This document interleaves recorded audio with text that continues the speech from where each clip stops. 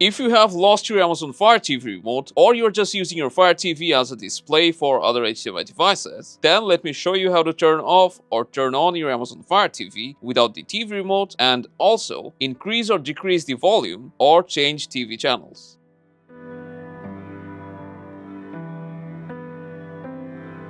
To control our Amazon Fire TV in case we don't have the remote, we're gonna simply use the onboard power button that's on our Fire TV. This should be right below the power LED or the Fire TV logo.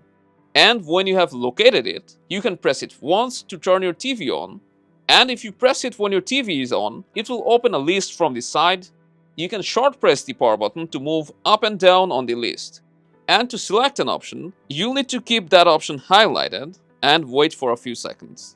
It's very unusual compared to other TVs. So for example, if I want to decrease or increase the volume, I'll need to highlight one option and then wait for a few seconds, and then the volume will increase or decrease by 5 units. So you have to keep repeating it until you reach your desired level.